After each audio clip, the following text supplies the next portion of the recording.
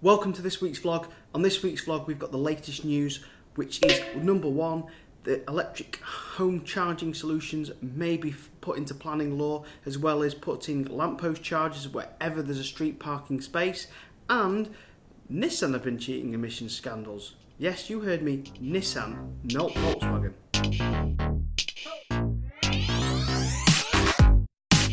So the Transport Secretary this week announced that he wants some stuff that he wants the Housing Secretary to implement into the design stages of houses.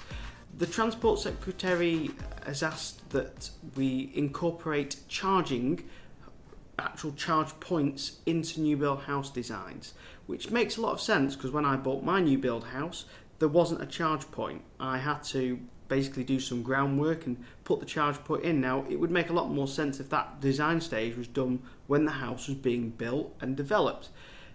Also, I think he should go, well, not really the Transport Secretary but the Energy Secretary should also get involved in this part and say solar panels should also be included, as well as some sort of grid storage, so battery storage solution, which should be centrally controlled by the national grid. And the car chargers should also be smart chargers, so the national grid has control over them and they can do a lot more load balancing with the grid. The grid would love that, and so would everyone else, because if you could benefit from having these solar panels and also batteries in your home and controlled by the grid, we would all benefit from cheaper prices, because prices would come down. Now, this wasn't one of the only announcements the Transport Secretary asked for. He also said all new street lights that are installed with a parking bay should have EV charging solutions built into them. Now, there's lots of companies that do electric lamppost charging posts, and it makes complete sense if you're taking out an old lamppost and putting a new one in, or even putting new lampposts on streets, then yes, of course, that you should have a charge socket on it. It just makes perfect sense. If you're already putting it in, put a charger on it. As well as the charging posts and also home chargers being put in houses, he's also asked for more money for infrastructure for electric cars. So these are all steps, but they need to be implemented and put into law, and the only way we're going to do that is if, as EV owners, we all campaign local MPs to start putting more infrastructure in, and if we find out any new road or lampposts are going up, we should campaign that they put charging posts in. It makes perfect sense. Now, you can campaign for local planning law to change so they incorporate the car chargers in new build houses. Yes, it will put slightly up the price of a new build house, but it makes perfect sense because eventually that homeowner is going to have to go and fit one anyway. Now, last but not least, Nissan have admitted to falsifying some emissions data. Now, to be fair, it's nowhere as near as what Volkswagen did.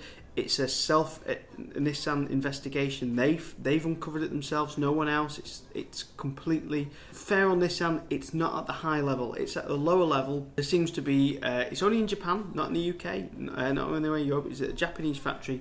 There was some sort of fiddling going on with the emission standards which didn't meet Japanese rules, and there wasn't a hell of a lot going on, but there was a little bit of fiddling going on. Now, it sounds like bad PR for Nissan, but to be fair, it's Nissan that discovered it, they announced it themselves, and they're self-investigating it.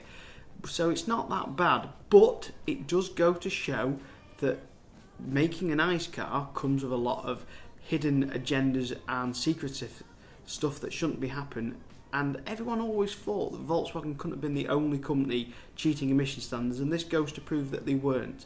Why Nissan still make petrol cars and diesel cars when they have a brilliant Nissan electric car? Think what you want about RapidGate. Most people will not do over 2 Rapids in a day. Fact, they won't. So it's still a great car. The old Leaf is a fantastic car. So the new and old Leaf, I love them. I think they're great cars. Yes, I've covered RapidGate because for some users it will cause problems, and they should have been very clear with that from the start, and they weren't. So that was a bit bad form from Nissan.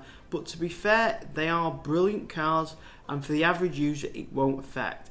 And when they bring the 60 kilowatt pack out, which I believe might be the end of this year, but it's looking more possible it might be the start of next year, that will have cooling on it, so that will meet the needs of the people that are going to do those massive distances.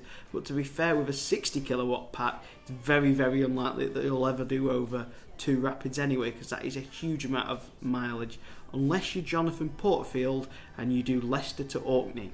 Thanks very much for watching this week's video.